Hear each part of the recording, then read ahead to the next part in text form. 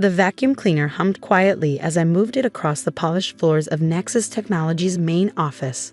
To anyone watching, I was just another member of the cleaning staff, working the evening shift after all the important people had gone home. No one would guess that I, Olivia Chin, actually owned the entire building. I checked my watch, 7:30 p.m.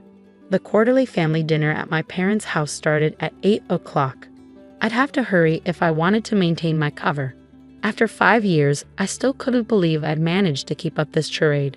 As I changed out of my janitor's uniform into a simple dress from Target, carefully selected to look appropriately unsuccessful, I thought about how it all began. Fresh out of college with a computer science degree and an inheritance from my grandfather, I had a choice to make. I could follow the traditional path my parents wanted, a safe corporate job, maybe at one of the big tech companies, or I could risk everything on my own vision. I chose the risk. My grandfather had left me $500,000 with a simple note: build something meaningful. Unlike my parents, who saw me as the disappointing middle child who would never measure up to my siblings, Grandpa had always believed in me. He knew about my secret projects, the apps I developed in college, the business plans I'd sketch out late at night. But I also knew my family. The moment they found out about my inheritance, they tried to control how I used it. My older brother Michael, the successful investment banker, would insist on managing the money. My younger sister Amanda, the golden child starting medical school, would argue that my little computer games were a waste of time. So I made a decision.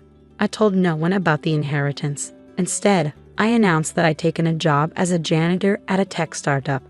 The reaction was exactly what I expected. A janitor? My mother had exclaimed, nearly dropping her teacup. But you have a degree. What about all the money we spent on your education? It's just temporary, I'd said, playing the part of the uncertain graduate, until I figure things out. Michael had laughed, that condescending chuckle I'd grown to hate. Well, at least you'll be close to the tech industry. Maybe you can learn something while you're cleaning up after the real professionals. What they didn't know was that I'd already purchased an old warehouse in the industrial district, converting it into modern office space. Nexus Technologies was born, with me as the anonymous founder operating through carefully constructed shell companies. I hired the best talent I could find, people who shared my vision for developing revolutionary automation software. But I knew my family would never understand. They measured success in designer labels and luxury cars. So I maintained my cover, working as a janitor in my own company, watching my creation grow from the shadows. Tonight's family dinner would be particularly challenging. Nexus had just closed a major deal. Our automation software was being adopted by one of the largest manufacturing companies in Asia. The contract was worth $40 million. The news was everywhere in the tech industry, but the founder of Nexus Technologies remained mysteriously private. I parked my old Honda Civic, another carefully chosen prop, in front of my parents' sprawling suburban home. Through the window, I could see Michael's Mercedes and Amanda's BMW already in the driveway. Taking a deep breath, I prepared myself for another evening of subtle jabs and condescending advice. "Olivia, you're late," my mother said as I walked in. She was wearing a new designer dress, probably bought specifically to remind me of my place in the family hierarchy. "Sorry, Mom, had to finish my shift." I held up a bottle of cheap wine, another part of my costume. I brought wine. Michael, already seated at the dining table with his wife Jessica, smirked. "Let me guess, under $10? Some of us work for a living," I replied mildly, taking my usual seat at the far end of the table. Amanda breezed in, her white coat still on as if she'd just left the hospital. "Speaking of work, did you hear about that tech company in the news? Nexus Technologies." She pulled out her phone, scrolling through headlines. "They just signed some massive deal. Their founder must be brilliant." I took a sip of water to hide my smile. "Oh? Not that you'd understand," Michael cut in. "Too busy pushing a mop to keep up with business news, right?" My father, who had been quiet until now, cleared his throat. "Actually, Olivia works at that company, doesn't she?" As a janitor, Amanda emphasized, her tone making it clear what she thought of that. God, can you imagine? Being so close to success and still being... Well, she gestured vaguely at my Target dress and scuffed shoes. I thought about my office on the top floor of Nexus Technologies, the one I only used late at night when no one else was around. The one with the view of the city and the safe containing contracts worth millions. Yeah, imagine that. Jessica chimed in, ever the helpful sister-in-law. Michael could probably get you an interview for an entry-level position at his bank. At least it would be a real job. My mother nodded enthusiastically. Yes, Olivia, you're not getting any younger. Don't you want to make something of yourself? If they only knew. The software I developed was revolutionizing industrial automation. Nexus Technologies was changing the way factories operated around the world. But sitting here, watching them pick apart my fake life, I realized something. Their approval had stopped mattering to me a long time ago. I'm fine where I am, I said quietly. Fine, Michael scoffed. You're 30 years old, working as a janitor, driving a car that's older than Amanda's medical degree, and living in that tiny apartment. Is that really what you want for your life? I thought about the penthouse I actually lived in, the one I only visited late at night to maintain my cover. The sports car in its private garage. The offshore accounts growing larger with each successful contract. Not everyone measures success the same way, Michael. That's just something unsuccessful people say to make themselves feel better. Amanda said, checking her perfectly manicured nails. I saw your boss the other day, the founder of Nexus. They had a charity gala at the hospital. My heart skipped a beat. You did? Well, no, she admitted. No one actually saw them. They sent some representative instead, probably too busy counting their millions to show up in person. She laughed. Must be nice, right? Meanwhile, you're probably the one who had to clean up after the event. If she only knew that I'd watched the entire gala through the security cameras, making sure my donation was being put to good use. The hospital was building a new pediatric wing with Nexus Technologies money. Not that anyone knew it was really coming from their unsuccessful sister. The rest of dinner passed in a blur of similar comments. My mother's concerned looks, Michael's condescending advice, Amanda's not-so-subtle reminders of her own success. I sat through it all, playing my part, while inside I was counting down the minutes until I could return to my real life.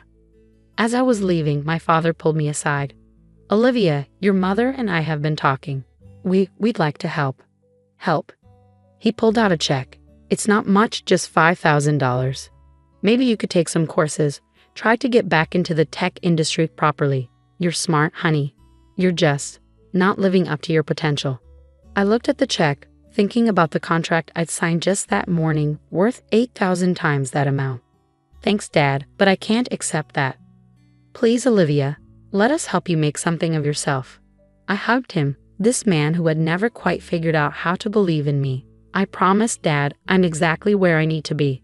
Driving home in my old Honda, I thought about how tomorrow would change everything. Because tomorrow, Nexus Technologies would announce its IPO. Tomorrow, the mysterious founder would finally have to step into the light. Tomorrow, my family would learn that the daughter they'd been pitying had built an empire right under their noses. I parked in my usual spot behind the Nexus Technologies building, changing out of my poor clothes into the designer suit I kept in my office. Standing at the window of my real office, looking out over the city lights, I pulled out my phone and dialed my assistant. Emma? Is everything ready for tomorrow's announcement? Yes, Ms. Chen. The press release is prepared, the board is notified, and a legal team has finalized all the documents. I smiled, thinking about the looks on my family's faces when they realized the truth. Perfect. Let's show them what a janitor can build. The morning of the IPO announcement, I arrived at Nexus Technologies earlier than usual. Not through the back entrance with my janitor's cart, but through the grand lobby in my Armani suit. The security guard did a double take before Emma rushed forward with my regular morning coffee. The press is already gathering outside, she whispered as we walked to the elevator. And your family? Should be watching the morning business news right about now. I smiled, imagining their reactions. Is everything set up in the conference room? Just as you requested. Live streaming to all major networks, press packets ready, and she hesitated. Your family has been added to the VIP guest list. The conference room was packed when I arrived. Reporters filled the seats, cameras flashed, and at the back, I spotted my family, all of them. Michael in his expensive suit, Amanda still wearing her white coat, my parents looking confused but curious. They received mysterious VIP invitations to the Nexus Technologies IPO announcement, probably assuming it was because Amanda had treated someone important at the hospital. I stood behind the stage, listening as our board chairman began the introduction. Ladies and gentlemen, thank you for joining us on this historic day. For 5 years, Nexus Technologies has revolutionized industrial automation under the leadership of a visionary founder who, until today, has remained anonymous. That changes now. Please welcome the founder and CEO of Nexus Technologies, Ms. Olivia Chen. The room fell silent as I walked onto the stage. Then the chaos erupted. Cameras flashed frantically. Reporters jumped to their feet. But I was watching my family. Michael's jaw dropped, his face turning an interesting shade of red. Amanda's phone slipped from her fingers. My mother grabbed my father's arm for support. "Good morning," I said into the microphone, my voice steady. For those who don't know me, I'm Olivia Chen. 5 years ago, I founded Nexus Technologies with a vision to revolutionize industrial automation. Today, as we announce our IPO, our company is valued at over $400 million. The questions came rapid fire. Why had I remained anonymous? How had I built the company? What were my plans for the future? I answered each one calmly, watching my family's expressions shift from shock to disbelief to something approaching horror. After the formal announcement during the champagne reception, they finally approached me. Michael spoke first, his voice strained. You're the founder, but you're a janitor." I took a sip of champagne. Actually, I just pretended to be a janitor. I wanted to build something on my own, without anyone's interference or judgment. But all those times, Amanda stammered. The cheap clothes, the old car, a cover, like my tiny apartment, which I only use for storage, by the way. I live in the penthouse on 5th Avenue. My mother stepped forward, tears in her eyes. "Why didn't you tell us? We're your family." "Are we?" I asked quietly. "Because for the past 5 years, you've mocked me, pitied me, and treated me like a failure. Not once did you ask if I was happy. Not once did you consider that maybe I had a plan. We were trying to help you." My father protested. "No," I corrected him.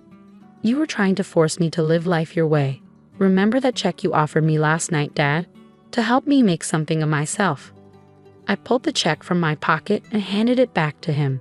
I signed a $40 million contract yesterday morning, but it wasn't the money that mattered. It was building something meaningful, something that helps people.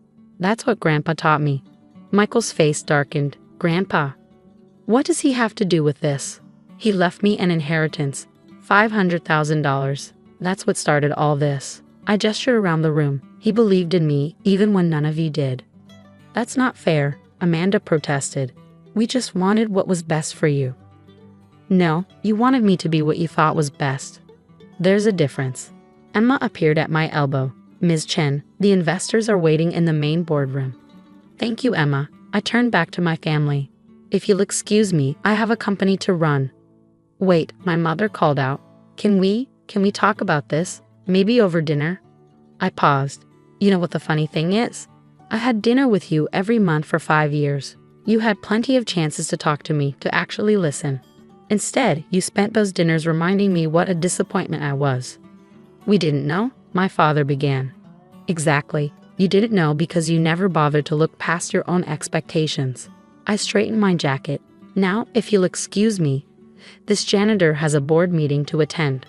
As I walked away, I heard Michael mutter, "She's right. We never really saw her." The next few weeks were a whirlwind. Nexus Technologies' IPO was a massive success, our stock price soaring beyond even the most optimistic projections. The press couldn't get enough of the story, the secret billionaire who worked as a janitor in her own company.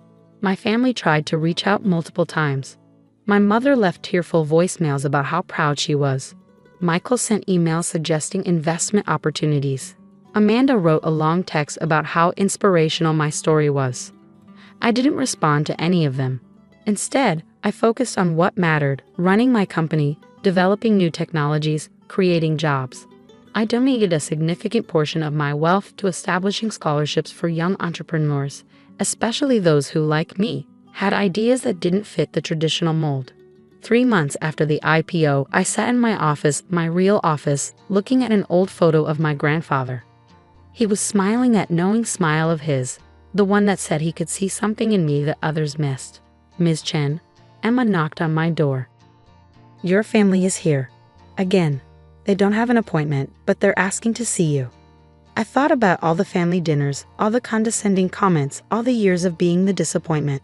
But I also thought about what my grandfather would say. Send them in.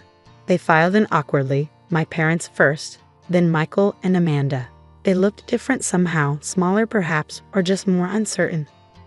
Olivia, my mother began, we've been doing a lot of thinking, and feeling pretty terrible, Amanda added. Michael nodded. We were wrong. About everything. I gestured for them to sit. Yes, you were. But that's not why I agreed to see you. It's not? My father asked. No, I agreed to see you because after everything, you're still my family. And maybe, just maybe, we can start over. But this time, you need to see me for who I am, not who you think I should be. My mother wiped away tears. We'd like that. Very much. Good, I said, standing up. Then let's start with a tour. I want to show you what a janitor can build when someone believes in her. As I led them through the offices of Nexus Technologies, past the developers working on our next innovation, past the awards and accolades lining the walls, I thought about how success isn't always about proving others wrong. Sometimes it's about proving yourself right. And sometimes, just sometimes, the people who doubted you the most can become your biggest supporters, once they learn to see past their own expectations and recognize the power of believing in someone's dreams. Even if those dreams come with a janitor's cart,